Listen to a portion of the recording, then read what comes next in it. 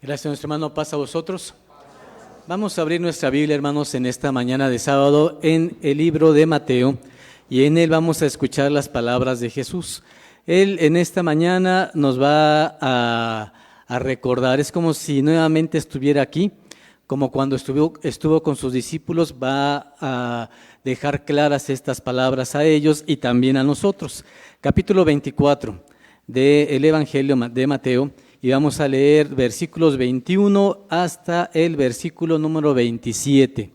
La palabra de nuestro Dios nos dice así, mientras le pido a mis hermanos en cabina que vayan preparando las diapositivas que les envíe.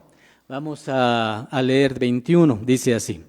Porque habrá entonces grande aflicción, cual no fue desde el principio del mundo hasta ahora, ni será.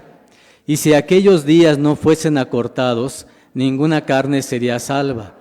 Mas por causa de los escogidos, aquellos días serán acortados. Entonces, si alguno os dijere, he aquí está el Cristo, o allí, no creáis, porque se levantarán falsos cristos y falsos profetas, y darán señales grandes y prodigios, de tal manera que engañarán, si es posible, aún a los escogidos. He aquí os los he dicho antes, así que, si os dijeren, he aquí en el desierto está, no salgáis. He aquí en las cámaras, no creáis, porque como el relámpago que sale del oriente y se muestra hasta el occidente, así será también la venida del Hijo del Hombre. Amén. Tomen sus lugares, hermanos, por favor. Miren, hermanos, mucho de lo que es la Biblia tiene cuestiones prácticas y cuestiones teóricas. En cuestiones prácticas tenemos mucho que aprender y poder colocarlo a lo largo de nuestros días. Hoy, por ejemplo, en la escuela, vimos una escuela con muchos matices y me da gusto que tengamos opiniones diferentes que se ensamblen, porque ahora lo interesante es cómo ensamblamos una opinión con otra. Mi hermano, por ejemplo, mencionaba, todo en la Biblia y en las Escrituras y en el pensamiento de Dios gira en torno a lo que significa el amor. Y esa es una realidad. Si Dios ama, eso es como se pone incluso en la Biblia como el mandamiento número 1. El más grande, amar a Dios, y el segundo, amar a ¿quién? Al prójimo. Si Dios coloca y resume entonces la ley incluso en esos dos, es porque evidentemente nosotros tenemos que trabajar en esos aspectos. Pero mi hermana Eva preguntaba, ¿pero hay un límite? Nosotros vivimos en la parte de lo que es la Biblia como tal. Dice, tú tienes que dar amor, que es caridad, y entonces debes de aprender a tener siempre, dar más de lo que te piden. Mi hermana nos dice, bueno, pero ¿habrá un límite? Y hermanos, ¿qué pasa cuando doy y después de que doy, en lugar de recibir bien, ¿qué me dan? Me dan mal. ¿Qué respondo ante eso? La Biblia, ¿qué me dice? Por eso es tan compleja la Escritura y por eso, hermanos, es tan importante que nosotros podamos adentrarnos ahí, porque no solo la Escritura es compleja, nosotros los humanos somos complejos y nosotros humanos tenemos muchos puntos de pensar. Un dicho popular dice que cada cabeza es un mundo y es una realidad, tenemos opiniones. Pero por eso es importante alinear las cosas. Uno de ellos es Pablo, yo les platicaba la semana pasada. Dice, mira, si una pareja que debe de tener amor y debe de estar junta todo el tiempo, y ya ha hecho muchas ocasiones para reconciliarse, ha hecho oración y aún así no logran mantenerse unidos, ¿qué dice Pablo? Mira, mejor sepárate porque también eso es amor. Porque ¿qué haces? Estás tratando de lograr paz para ti porque también debes de tener autoestima. ¿Hasta qué punto llegas en el momento en que diga le estoy causando o nos estamos causando mutuamente un mal con el otro? Y entonces también hay esos aspectos.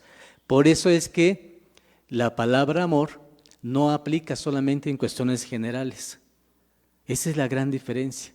Aplica en cuestiones muy particulares. Y en cada caso, y en circunstancias, y en momentos, y hasta en tiempos. Porque no es lo mismo un niño que un recién casado, que uno que ya tiene 20 años de casado, o alguien que tiene 50 años, o alguien que ya no vive con su pareja. Y entonces es por ello que es tan complejo y tan específico para cada persona. Pero estoy seguro, hermanos, que la Biblia nos enseña eso. Y pasando a otro punto que va a complementarse, es precisamente el tema de hoy. ¿Por qué es necesario que nosotros aquí en la iglesia realmente sea más que conocernos, sea amarnos? Nuestro hermano nos mencionaba, hay ocasiones que no conocemos los nombres de los otros. Y si no conozco el nombre, es que además tampoco sé quién es. Y no he tenido ese contacto, y entonces ¿cómo lo puedo amar? ¿Y por qué es tan importante amarnos? Por el tema de hoy. El tema de hoy dice, Jesús nos dijo cuando estaba en esta tierra, que va a haber un momento de aflicción que jamás ha ocurrido desde que el hombre ha estado en esta tierra. Y la aflicción es muy clara. La aflicción lo dice el versículo, lo leemos nuevamente, versículo 21. Porque habrá entonces grande aflicción, cual no fue desde el principio del mundo hasta ahora, ni será. Y el 22 dice, y si aquellos días no fuesen acortados, ninguna carne sería salva, mas por causa de los escogidos, aquellos días serán acortados. ¿Qué dice la Biblia? Miren, ya hablando ahora en general de la historia de la humanidad, ha habido momentos difíciles para la humanidad, muy complicados. Lo hubo para el pueblo de Israel cuando destruyeron el templo. Y entonces Jesús decía, mira, si estás en el terrado, mejor sal rápido, no vayas por tus cosas, lo más pronto que te puedas ir. Decía Jesús, ojalá que cuando destruyan el templo no sea en invierno, porque en Israel es muy frío en invierno. Ojalá que no sea en sábado. Pero después Jesús quita la mirada a lo temporal y se extiende hacia su segunda venida. Y entonces mirando hacia el futuro, él dice, y también va a ocurrir así cuando yo regrese. Muchos te van a decir, aquí estoy, y no va a ser cierto. Pero también va a haber aflicción, cual no fue desde los tiempos que la humanidad ha estado en esta tierra. Ahora, ¿por qué necesitamos esto? Yo les decía, hay una parte teórica y una parte práctica. La parte teórica está aquí, va a haber aflicción. La parte práctica no la podemos llevar todavía, porque no nos están persiguiendo. No estamos en persecución. Por más que leamos de la Biblia, esos momentos no los vivimos. Entonces, ¿qué tenemos que hacer?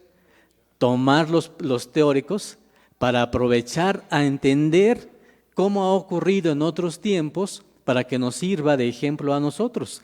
Porque si no lo tenemos, no tenemos la teoría, cuando llegue el momento va a ser difícil de, ¿y ahora qué voy a hacer? ¿Cómo voy a reaccionar?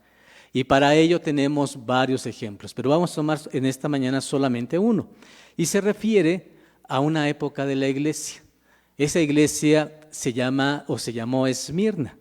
Esmirna era una iglesia en el Asia Menor, dominada por los romanos. Todas esas zonas de las iglesias, las 7 iglesias, eran dominadas por los romanos. Pero cada una de ellas tenía su propia forma de vida. Y la toma nuestro Señor Jesucristo, se la envía en unas cartas a Juan, y en Juan le dice, mira, así como se vivió en cada una de estas ciudades la doctrina, se va a vivir en el futuro. Y entonces nos va a hablar de una época que todavía no llegaba, que se estaba vislumbrando apenas, y que era la época de Esmirna. Y entonces el mismo Juan es precursor de esto, porque cuando escribe esta carta, este libro de Apocalipsis, él está preso por causa precisamente del comienzo de las persecuciones. Así que vamos a ver qué significa y cuál es esta historia. Vamos a ver a Esmirna, pero para conocer esta ciudad, hermanos, voy a ponerles aquí en pantalla unas características. ¿Cómo era esta ciudad de Esmirna y por qué la Biblia lo marca, hermanos, de esta manera? Vamos a ponerlo aquí en la pantalla, si mis hermanos me ayudan para poderlo desplegar y que podamos entonces ponerlo aquí. Dice, ciudad de Esmirna, fundada alrededor de 3 siglos antes de Cristo. 300 años antes de Cristo ya existía la ciudad de Esmirna. ¿Quién la fundó? Alejandro Magno. No la fundaron los romanos. ¿Quién la fundó? los griegos, e incluso en específico Alejandro Magno no era exactamente griego. Mi hermano David, ¿qué nacionalidad tenía? Era macedonio, así que entonces la funda Alejandro Magno. Miren algo importante, era el centro comercial de Asia Menor y se encontraba en la ruta directa de comercio que mantenía India y Persia con Roma. Era una ciudad muy próspera. Se dice que incluso había una avenida hecha de oro. ¿Se imaginan entonces? A veces nosotros decimos aquí las grandes ciudades como Nueva York, Londres, pero en aquellos tiempos de verdad que también había ciudades importantes. Esmirna era una ciudad que era distinguida porque una de sus avenidas había sido cubierta de oro, nada más para que vieran la riqueza que significaba un lugar comercial como este. ¿Qué más? La gran variedad de monedas encontradas por los arqueólogos en la ciudad indica que era una ciudad rica, una ciudad próspera. Siguiente diapositiva, por favor. Ciudad riquísima y conocida por su gran avenida pavimentada en oro. Comercialmente, Esmirna era rival de Éfeso y con el tiempo la destronó. Poseía el único mercado conocido en el mundo antiguo, construido en 3 niveles, con negocios en los 2 niveles superiores, más uno en el subsuelo. Esmirna se enorgullecía de ser también una ciudad culta. Imagínense, hermanos, que es como si fueran a Esmirna y el centro comercial era ¿de cuántos niveles? De 3 niveles, el único en el mundo que tenía 3 niveles para sus comercios. Además de esto, tenía un sótano y el sótano también era un centro comercial. Y como dice ahí, hermanos, veíamos ahí en la pantalla, pues era una ciudad próspera, cultural también, una ciudad con mucha cultura. Voy a platicarles, hermanos, que esto enorgullecía a la ciudad. No solamente era rica, sino que también proveía los recursos necesarios para que hubiera de las cuestiones culturales más importantes de la época. Vean lo siguiente, mi hermano. Tenía un estadio para espectáculos y encuentros deportivos. También tenía un odeón. Esa palabra no la usamos muy comúnmente, hermanos. Odeón es conservatorio de música. También tenía el teatro más grande de toda Asia, con una capacidad para 20,000 personas. Era una de las 7 ciudades del mundo antiguo que aseveraba ser la cuna de Homero. Bajo el nombre de turco Izmir, Esmirna existe hasta el día de hoy y es la 3ª ciudad de Turquía y la más floreciente de las 7 mencionadas en Apocalipsis. Así que, hermanos, ¿qué opinan? Próspera, cultural, con una cuestión comercial entre muchos puntos de encuentro, una ciudad rica, una ciudad que tenía muchísimas cuestiones importantes. Pero en medio de esa ciudad había cristianos y los cristianos comenzaban con esta labor de poder conocer de Cristo también, obviamente, pero ¿cuál era su intención? Cuando un cristiano llegaba a un lugar en esos tiempos, ¿se quedaba solito? ¿Qué hacía, hermanos? Predicaba, evangelizaba. Y entonces comenzaron a crecer como iglesia también, pero comenzaron a tener enemigos. ¿Qué clase de enemigos tenían? Pues, hermanos, 2 grandes enemigos. En esa ciudad de Esmirna se reunían gente judía con dinero, gente adinerada. Y los judíos naturales, hermanos, los judíos que no creían en Cristo, no tenían ninguna intención de relacionarse con esos judíos o gentiles que estaban creyendo en Cristo. Y entonces comenzaron a perseguirles. Y, hermanos, la persecución era ligera, era una cuestión más bien cultural, una cuestión más de no estamos de acuerdo con ustedes, con sus creencias.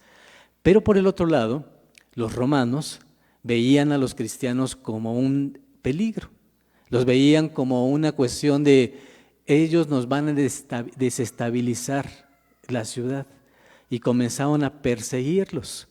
Se dice, hermanos, en la historia que más de 1 millón de personas murieron en las primeras épocas del cristianismo en Esmirna. Porque, ¿qué fue lo que ocurrió? que llegaban y los romanos comenzaban a llevarse presa a la gente que creía en Cristo. Pero había un ingrediente adicional. Los judíos ayudaban diciendo, ahí hay un cristiano. Eso es lo que ellos hacían por una parte. Y cuando tomaban al cristiano, hermanos, dicen que en ocasiones se lo llevaban a los lugares de entretenimiento de los romanos y dejaban que pelearan contra los leones. Eso era una realidad. En ocasiones, cuando estaban ya moribundos, los sacaban de los teatros y los ponían en las calles y dejaban que los perros se los comieran hasta que morían.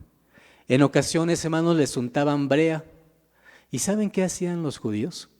Los judíos llevaban la leña para que el cristiano muriera. Y entonces apoyaban como judíos el que se exterminara a los cristianos. Por eso se le llamó Esmirna. Esa ciudad también tiene un simbolismo. La palabra Esmirna se relaciona con la mirra y se relaciona con aquello que es cruento. Por eso, hermanos, la época de Esmirna se refiere a una época de persecución. Y yo les decía, no tenemos práctica, pero sí tenemos teoría. ¿Y cuál es la teoría? Lo que vivieron precisamente estas ciudades, por ejemplo Esmirna, que fue de las que más sufrió este tipo de persecuciones. Quiero platicarles, hermanos, que se endureció muchísimo en su tiempo. Se endureció mucho lo que fue la persecución, tanto que hubo al menos 10 persecuciones en aquellos tiempos. Vamos a poner aquí en pantalla cuáles fueron y vamos a ver, hermanos, las siguientes. Nerón comenzó en el año 54 y duró su persecución del 54 al 68, pero también estuvo Domiciano, Trajano, Marco Aurelio y así todos los que están puestos ahí. El último, en la 10ª persecución, la más sangrienta, la más terrible de todas, fue de un emperador llamado Diocleciano. Y esto fue la 10ª persecución. Fue del año 303 al 304. Si nosotros vemos 303 al 304 y vemos desde el año 54, cuando iniciaron, ¿cuánto tiempo duraron estas persecuciones? Casi, hermanos, 250 años, un poquito más. Quiere decir entonces, fue muchísimo tiempo. Hubo generaciones, al menos 2, que nacieron durante la persecución y murieron durante la persecución. Y entonces su vida era eso. Su vida no era reunirse como nosotros, fácilmente, en un lugar y escuchar la palabra de Dios. No era así la vida. ¿Cómo era su vida? Desde niños, su vida fue en las cavernas, esconderse, estudiar la palabra de Dios, pero en un lugar oculto. ¿Creen que podían cantar? Tenían que hacerlo, hermanos, de una manera demasiado discreta porque la historia nos dice, hermanos, la forma en la cual ellos se reunían. Había incluso inscripciones que ponían para poder entender dónde había un lugar de reunión y era algo casi secreto, ¿verdad? Que solamente los más allegados podían tener. Quiere decir entonces que esto es Esmirna. ¿Qué nos dice la palabra de Dios con respecto a esta iglesia? Capítulo número 2 de Apocalipsis. Vamos a leer la Biblia, hermanos, también. Y dice así, Apocalipsis, capítulo número 2. Vamos a tomar el versículo número 8, que dice así. ¿Estamos ahí, hermanos? Bien. Y escribe al ángel de la iglesia en Esmirna, el primero y el postrero que fue muerto y vivió, dice estas cosas. Yo sé tus obras y tu tribulación y tu pobreza, pero tú eres rico, y la blasfemia de los que dicen ser judíos y no lo son, mas son sinagoga de Satanás.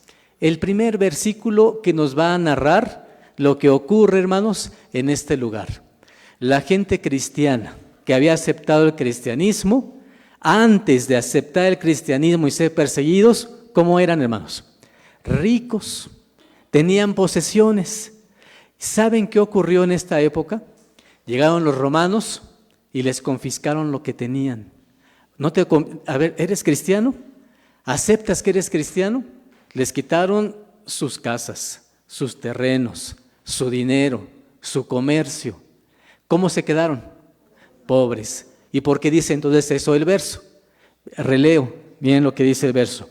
Yo sé tus obras y tu tribulación. Significa que están siendo perseguidos.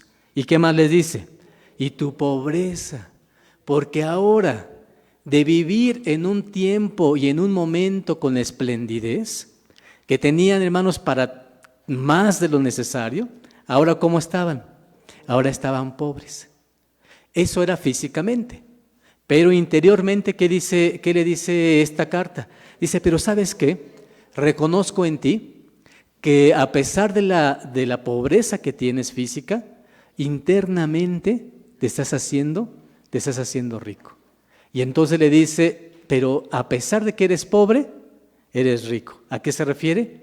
A la fortaleza espiritual que estaban ganando en esa época de persecución. ¿Cómo no iban a ganar esto, hermanos? Porque estaban en un momento crítico. Su familia se moría. Ellos veían morir al esposo, a la esposa, a los hijos. Saber, ya se lo llevaron encarcelado, ya se lo llevaron los romanos, ya lo tienen en cierto lugar, ya nunca lo vuelvo a ver. Y hermanos, esta situación, entonces tenían varias alternativas. Una alternativa era desistir y decir, pues, ¿para qué soy cristiano? ¿Para qué soy cristiano si esto me está causando demasiados problemas? Muchos pudieran haber dicho, mejor me voy de esto, ¿no? Y regreso a mi vida, porque estando donde estaba, y si regreso a lo que tenía, voy a regresar con el dinero que tenía y con la vida que tenía. Pero, hermanos, algo muy importante, de todas las iglesias, esta es la única en la que no le recriminan nada a la iglesia. A todas les dicen, mira, esto está bien, pero esto está mal. Por ejemplo, en nuestra época, nos dicen, sí, pero eres tibio. ¿O no es así, hermanos? A todas las iglesias se les recrimina. Pero increíblemente, hermanos, en el momento de más angustia, se unían más. Aprendieron a fortalecerse, a trabajar como iglesia, a responder ante tantas adversidades, a tener valor ante la muerte. Y entonces por eso Esmirna también se relaciona con muerte. Dice el versículo siguiente, vamos a leerlo. El 9 que estamos leyendo. Yo sé tus obras y tu tribulación y tu pobreza, porque tú eres rico, y la blasfemia de los que se dicen ser judíos y no lo son, mas son sinagoga de Satanás. ¿Por qué creen que se escribe esto? Porque los que estaban ayudando a la tribulación, ¿quiénes eran? Como les comenté, los mismos judíos que no creían en Cristo. Ellos llevaban la leña, ellos señalaban al cristiano, ellos ayudaban para que fueran torturados. ¿Y qué dice la Biblia? Son judíos o se dicen judíos, pero no lo son. Y entonces son sinagogas ¿de qué? De Satanás. Imagínense entonces a qué punto los lleva la Escritura.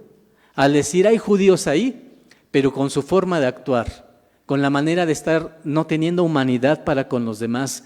Y hermanos, tener esta gran diferencia de creencias.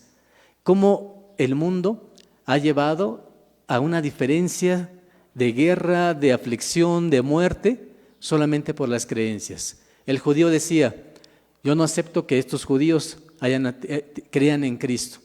No acepto que estos gentiles crean en Cristo. Dejo que los persigan.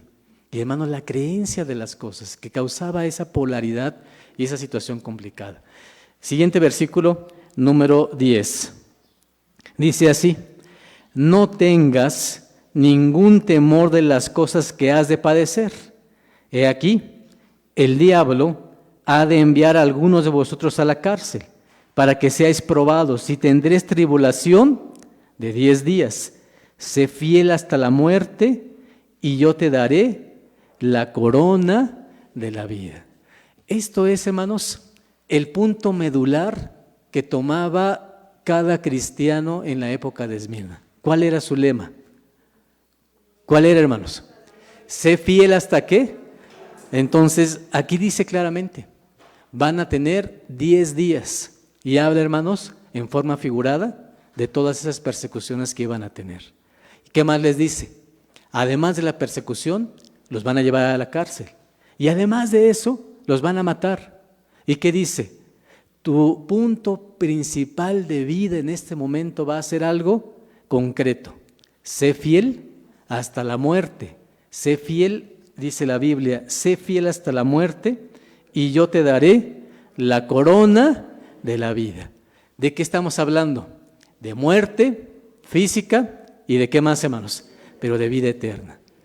¿Qué está entonces compensando Dios? Vas a ser muerto, puede ser que te maten, pero sé fiel hasta la muerte. Ese es el lema, hermanos, que teóricamente debemos de aprender en este día. ¿Por qué teóricamente? Porque no nos están persiguiendo. Pero lo que tenemos que aprender en nuestra mente, dejarlo claro, es ¿qué voy a hacer? Porque cuando ocurran estas cosas en nuestros tiempos, en el tiempo futuro, va a haber también que prepararnos por las razones siguientes. Dice Mateo, capítulo número 24. Vamos a abrir la Biblia, hermanos, y vamos a encontrar lo que dice la palabra de nuestro Dios hacia el futuro. Ya no en el tiempo de Esmirna, sino nosotros. Mateo, capítulo número 24.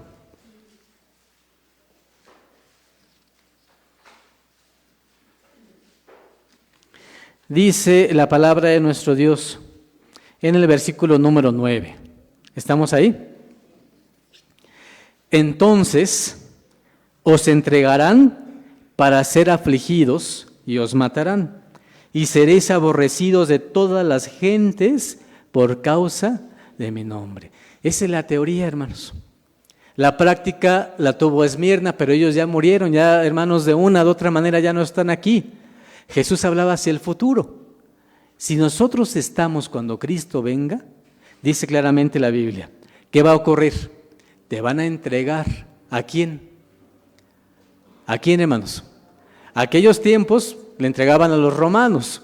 En los tiempos futuros, ¿a quién? Hermanos, nosotros creemos que esa misma bestia que estuvo en aquellos tiempos va a resurgir como una octava cabeza, como la imagen de la séptima, como una bestia cuya herida fue sanada. Quiere decir, hermanos, que prácticamente es el mismo, es la misma bestia, la misma que existió en aquellos tiempos, en forma de gobierno y en forma de autoridad, la misma que va a resurgir. Y entonces dice el versículo, os entregarán para ser afligidos y os matarán. ¿Qué más? Seréis aborrecidos de todas las gentes por causa de mi nombre. Y muchos entonces serán escandalizados y se entregarán unos a otros. Y aquí viene, hermanos, cómo conjuntamos con la escuela. Y unos a otros se aborrecerán. Aquí, hermanos, es donde viene la parte práctica. Y decimos, bueno, ¿cómo le hago? No estoy siendo perseguido, pero sí puedo practicar algo. Releo el verso. Muchos, dice el verso, serán escandalizados. ¿Qué pasa ahí? En el tiempo futuro, ¿qué significa escandalizado? Hablamos de la iglesia, de los que ya son de la iglesia. Mi hermano Israel, ¿qué significa esa palabra, esa expresión?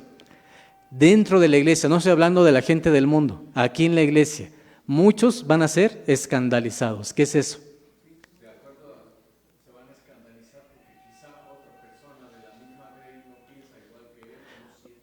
Un punto. Y hermanos, aquí lo que dice es, dentro de la misma iglesia va a haber personas que se van a escandalizar en ese sentido. Van a decir, ¿me conviene estar aquí? ¿Es lo mejor que yo debo de hacer? Cuando me escandalizo, doy un paso atrás y entonces me salgo de la iglesia. Pero al mismo tiempo, al salir me digo, no, yo no soy, ya me salí de ahí. Y entonces, ¿qué va a ocurrir? Unos a otros se van a entregar.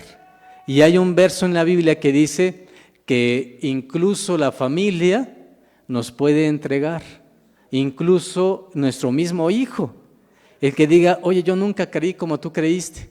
Y hermanos le van a preguntar, oye, ¿y dónde se reúnen estos cristianos? Pues se reúnen allí en Revilla y Pedregón, ¿no, hermanos? Qué terrible, porque sí va a pasar. Aquí lo dice la Escritura. El escandalizarse significa, ya no quiero pertenecer, me hago a un lado, esto me escandaliza, y me coloco en un lugar más cómodo. Quiere decir, hermanos, que Esmirna solo por una parte se parece a nosotros, en el sentido en el que tuvieron tribulación. Pero Esmirna es la iglesia, la época de la iglesia que no se le recrimina el que se hayan abandonado la fe. Y hermanos, aquí dice que va a ser al contrario. Muchos se van a escandalizar. Y lo releo, hermanos, porque claramente lo dice. Muchos entonces serán escandalizados y se entregarán unos a otros y unos a otros se aborrecerán.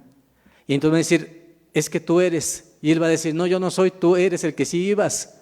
Unos a otros se entregarán, pero también ¿qué pasa? Unos a otros se aborrecerán. Es por ello, hermanos, tan importante el que podamos aprender a amarnos en esta época. ¿Saben por qué? Porque si en aquella época un hermano me cae mal, o no me llevo con él, o tengo alguna situación, ¿qué va a ocurrir? Pues, hermanos, el primero que va a decir, ahí está el hermano, ¿sí o no, hermanos? Y entonces va a ser una medida de, ahí está. Por eso se vuelve también práctico. Hoy con muy poquito no nos toleramos y nos enojamos los unos a los otros. Nos enoja, hermanos. Y yo de verdad lo entiendo, como humanos nos enoja. Nos faltan esos frutos en el cual podemos decir, bueno, ¿cómo puedo entender al otro? ¿Cómo puedo entender por qué me dice eso? Y hermanos, la tolerancia es mínima y no tenemos esa tolerancia, mucho menos amor. Si no tenemos tolerancia, mucho menos tenemos amor. Y entonces es por ello, hermanos, que la Biblia dice, amar también es sufrir a los demás. Si ustedes leen la Escritura, dice claramente, sufriéndoos los unos a los otros. Porque el primer paso que debo de hacer para amar al otro es sufrirlo. ¿Por qué? Porque cosas que no me gustan, las tengo que aceptar. Pero tengo que practicarlo ahorita. Este es el momento. Porque si hoy no soy receptivo, no entiendo esto, me peleo con el otro, no logro esta combinación adecuada, entonces, hermanos, no estamos listos para la persecución. Y entonces, esto va a ocurrir. No nos vamos a desprender de esto, son palabras de Jesús, se van a cumplir, queramos o no queramos. Entonces, ¿qué quiere decir estos puntos? Esfuérzate, que a ti no te pase. El que es displicente le va a ocurrir. Miren lo que dice la palabra de Dios. El mismo Jesús al final de este sermón profético nos dice así. Versículo número 44 dice así. Por tanto también vosotros estad apercibidos, porque el Hijo del Hombre ha de venir a la hora que no pensáis. ¿Quién pues es el siervo fiel y prudente, a cual puso su Señor sobre su familia para que les dé alimento a tiempo? La pregunta de Jesús es, miren, va a haber siervos prudentes e imprudentes, pero depende de ustedes. Ya les damos las herramientas completas, las decisiones de ustedes. Si hay muchos prudentes, qué bueno. Si hay muchos imprudentes, hermanos, dependió de nosotros. Nosotros llegamos ahí, no de Jesús. Vean lo que dice la Escritura. Seguimos leyendo. Bienaventurado aquel siervo al cual, cuando su Señor viniere, le hallare haciendo así. De cierto os digo, que sobre todos sus bienes le pondrá. ¿Qué caso es? ¿Qué tipo de siervo? El prudente. ¿Y qué dice Jesús? Bienaventurado, que le vaya bien, porque cuando llegó el maestro, lo halló haciendo las cosas correctas. Y cuando yo digo las cosas correctas, hace rato les dije, hay 2 mandamientos grandes en la ley. Hermanos, no nos peleemos nosotros. Ese es el punto principal. Aprendamos a pesar de nuestras diferencias, porque las tenemos. La lucha no debe de ser aquí. La lucha no debe ser interna. ¿En dónde debe ser la lucha? Allá afuera, y dice la Escritura, contra potestades, contra señores del mal. Allá la lucha está allá. Aquí internamente tenemos que aprender a entendernos con nuestros puntos de vista diferentes que tenemos. ¿Por qué? Dice así el siguiente versículo, 47. De cierto os digo que sobre todos sus bienes le pondrá. Y si aquel siervo malo dijere en su corazón, mi Señor se tarda en venir, y vean lo que dice, versículo 49, y comenzare a herir a sus consiervos, y aún a comer y a beber, ¿con quién, hermanos? Con los borrachos. Este es un solo ejemplo de las cosas que ocurren. Este siervo malo, la primer cosa es que hiere a sus semejantes. Releo el verso para que hermanos no vean, hermanos, que lo estoy diciendo yo, el versículo lo dice. Y comenzare a herir a sus consiervos. Este verso, hermanos, es determinante. Si nosotros no nos amamos, nos vamos a entregar unos a otros. Y entonces, ¿qué debe de existir? Esta situación. Cuando decimos, el Señor tarda en venir, nuestra actitud es, hiero al otro. Y entonces lo hago sentir incómodo.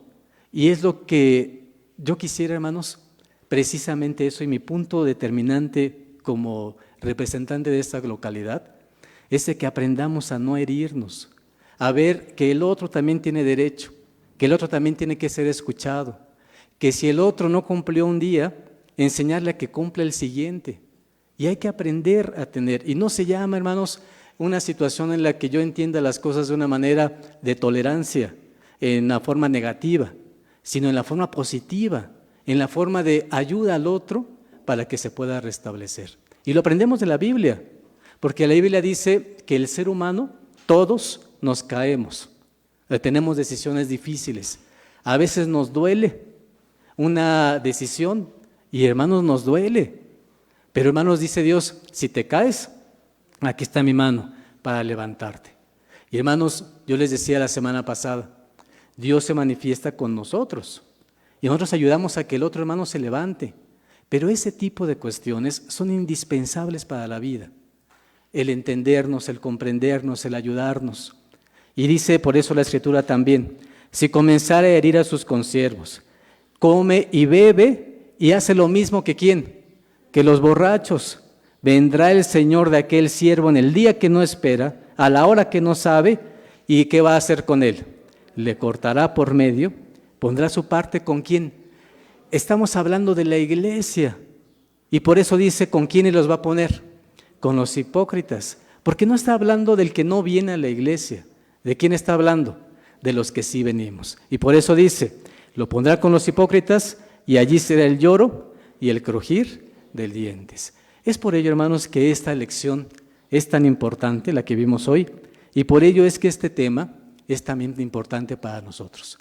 La práctica la podemos tener desde hoy, aprendiendo a tener una tolerancia positiva, aprendiendo a resolver los problemas, aprendiendo a que si se presenta una dificultad en la iglesia, la tengamos que resolver, aunque nos cueste y nos duela. Aprender a resolver las situaciones, aprender también que como humanos nos equivocamos, pero también como humanos nos restablecemos. Aprender a tener orden y aprender a que todo en la vida, hermanos, también tiene una jerarquía mayor a la nuestra. Eso es importante para todos nosotros. Y en el orden, la Biblia dice avanzar como una iglesia, como si fuéramos un ejército en orden. Y todo esto, hermanos, nos ayuda a tener entonces la parte humana, la parte de entendernos, la parte de sabernos, de decir, esto lo necesitamos como personas. Y es por ello, hermanos, que nuestro Dios nos marca siempre esto. ¿Cuál es el mandamiento grande en la ley? Ama a Dios y hazlo con todo tu corazón.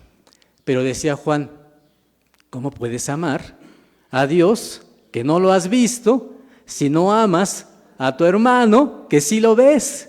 Y entonces dice, ves a tu hermano y no lo amas, ¿cómo puedes amar a Dios que no lo ves? Y entonces se vuelve una contradicción. Y por eso el segundo mandamiento grande en la ley es, si quieres amar a Dios, aprende este tipo de relación, de entendernos y de comprendernos, de perdonarnos, porque también tenemos que pedirnos perdón. Si nos hemos ofendido, y decir, es que si esto te ofende, aprender a hacerlo también. ¿Por qué, hermanos? Termino con esto. Efesios capítulo número 6 nos lleva a la cuestión práctica de esta lección.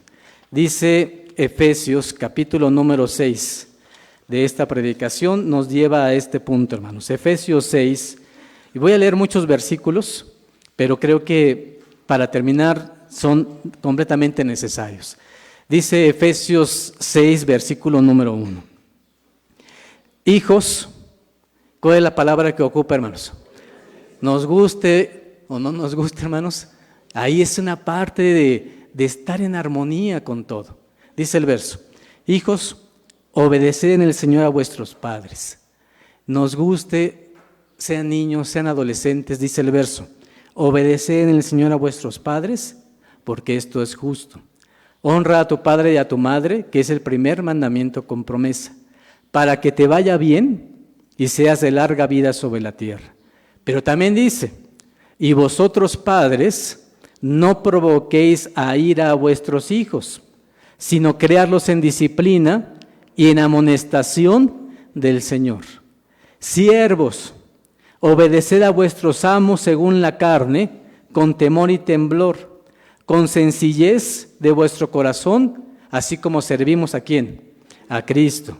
¿Qué más dice? No sirviendo solamente para quedar bien, no sirviendo al ojo, como los que agradan a los hombres, sino como siervos de Cristo, haciéndolo, ¿de qué, hermanos? De ánimo, haciendo de ánimo la voluntad de Dios. Y aquí nos habla del orden que debe existir en la iglesia, que debe existir en el trabajo, y en todos los lugares donde está, necesitamos el orden, no podemos quitarlo. Y dice el verso, hazlo de ánimo, haz de ánimo esta situación en la que también estás en concordancia con a quien sirves. Versículo 7, sirviendo con buena voluntad como al Señor y no a los hombres, sabiendo que el bien de cada uno hiciere, esto recibirá del Señor, sea siervo o sea libre. Y vosotros también a los que mandan, vosotros amos, haced a ellos lo mismo, dejando las amenazas, sabiendo que el Señor de ellos y vuestro está en los cielos, y que no hay acepción de personas con Él. Por lo demás, hermanos míos, confortaos en el Señor y en la potencia de su fortaleza.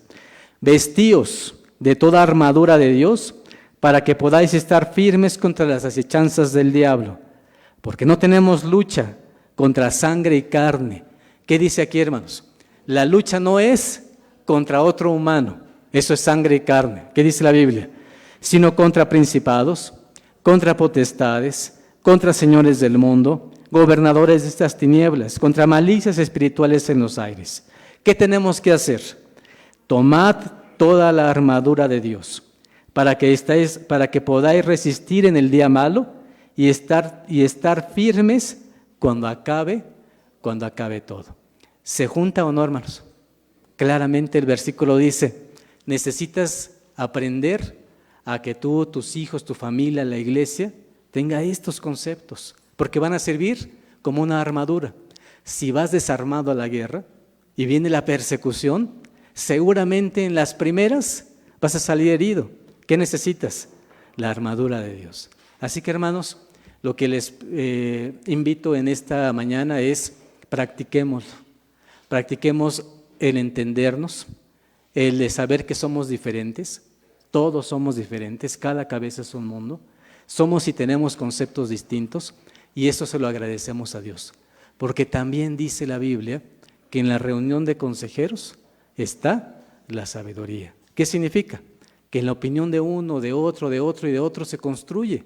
Pero hay que aprender a escuchar al otro, al que está debajo de nosotros, al que debe de hacer la voluntad de Dios junto con nosotros y en conjunto, como iglesia, construirnos. Y ojalá, hermanos, un día, cuando esta persecución inicie, no veamos al hermano Rubén señalando al hermano Joel, ¿verdad? Diciéndole, allá está el hermano Joel, allá se reunía. O el hermano Joel al revés, ¿verdad? O cualquiera de los que estamos aquí. La pregunta, hermanos, siempre va a ser así. ¿De verdad ya tenemos los elementos como para no enojarnos de tal manera para no decirle al otro, ahí está reunido. Ya logramos superar ese punto de entendernos como diferentes, pero unidos en una sola iglesia. Es lo que, hermanos, nos narra esta lección, este punto de esa predicación. Está preparados para un día como ese. Y hermanos, como decía Jesús, y en ese momento, cuando ocurra, bienaventurado aquel que cuando el Señor viniere, lo hallare haciendo de esta manera. Así que, hermanos, practiquémoslo. Que Dios los bendiga y paz a vosotros.